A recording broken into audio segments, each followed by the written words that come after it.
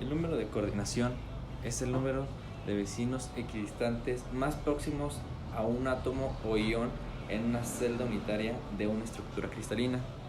Por ejemplo, en este caso son el número de átomos vecinos con el átomo central de la estructura de nuestra celda unitaria. Por ejemplo, en el caso de la cúbica centrada en el cuerpo, los átomos vecinos son las esquinas con las que toca con otros átomos a la celda unitaria. Por ejemplo, en este caso, en nuestra celda, tenemos 1, 2, 3, 4, 5, 6, 7 y 8.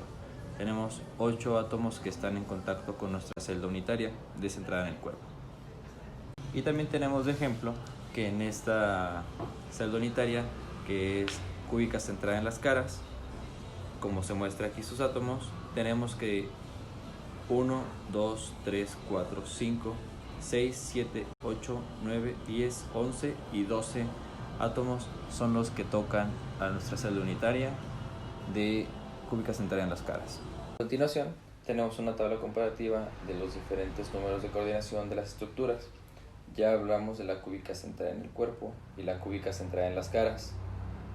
Aquí tenemos una hexagonal compacta, la cual tiene un número de coordinación de 12 átomos, y la otra es hexagonal simple, que nada más cuenta con un número de coordinación de 8 átomos. En la estructura cúbica centrada en el cuerpo, un átomo entero se encuentra en el centro de la celda unitaria y un octavo de esfera se encuentra en cada vértice de la celda. Así, hay un total de 1 en el centro más 8 octavos en los vértices, dando un total de 2 átomos por celda unitaria.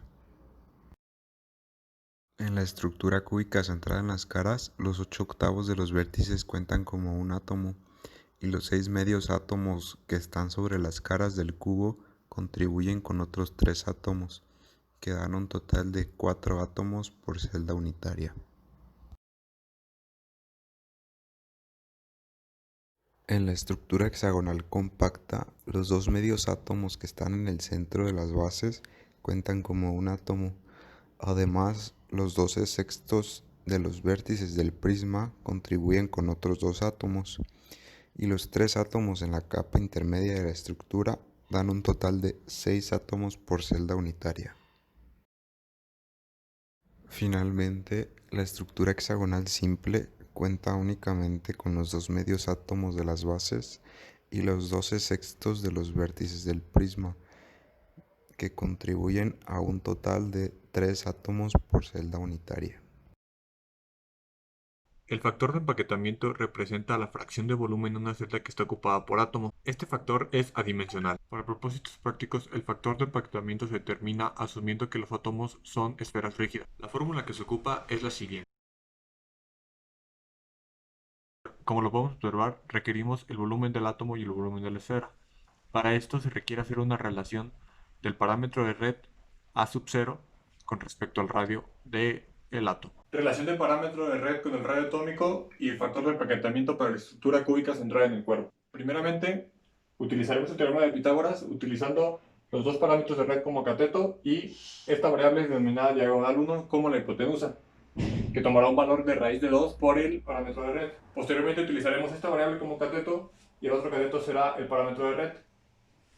En cuanto a la hipotenusa será esta variable denominada diagonal 2, la cual va a tomar un valor de raíz de 3 por el parámetro de red. Podemos observar que esta diagonal también tiene un valor de 4R. Al final obtendremos la relación como 4R sobre raíz de 3. Cuando el factor de empaquetamiento utilizaremos esta fórmula. Número de átomos, que sabemos que es 2.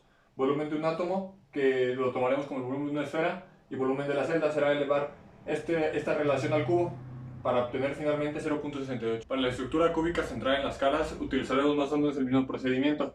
Aplicaremos el teorema de Pitágoras con los catetos y de igual manera parámetros de red, y para la diagonal utilizaremos 4R. Lo desarrollamos y obtenemos una relación de 4R sobre raíz de 2. Para el factor de empaquetamiento utilizamos la misma fórmula, el número de átomos son 4, el volumen del átomo es el mismo, y el volumen de la celda cambia un poco para obtener un valor de 0.74. Para la estructura hexagonal simple la relación se queda como el parámetro de red igual a 2 veces el radio atómico. Para el factor de empaquetamiento se hará un procedimiento previo para encontrar el volumen de la celda. Se va a definir este triángulo, que es un triángulo equilátero.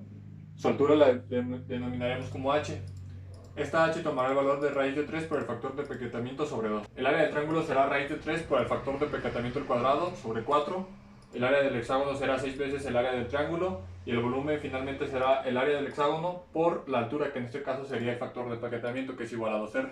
Para el factor de empaquetamiento se utiliza la misma fórmula, el número de átomos, que son 3, el volumen del átomo, que es el volumen de una esfera, y el volumen de la celda, que ya la calculamos, para obtener un valor de 0.60. Finalmente, para la estructura hexagonal compleja tenemos la misma relación del parámetro de red con el radio, que es igual a 2R. Lo vamos a dividir en dos triángulos, los cuales están representados aquí de manera plana. Para el primer triángulo utilizamos la relación trigonométrica del coseno para conocer la distancia de AF, la cual va a resultar en el parámetro de red sobre raíz de 3. Para el siguiente triángulo utilizaremos el teorema de Pitágoras. En esta estructura podemos observar que la hipotenusa es igual al parámetro de red, que es 2R. Este sería el punto A y este sería el punto B. Los catetos serán la distancia F que encontramos aquí y C partido por la mitad, que C es la altura de la estructura.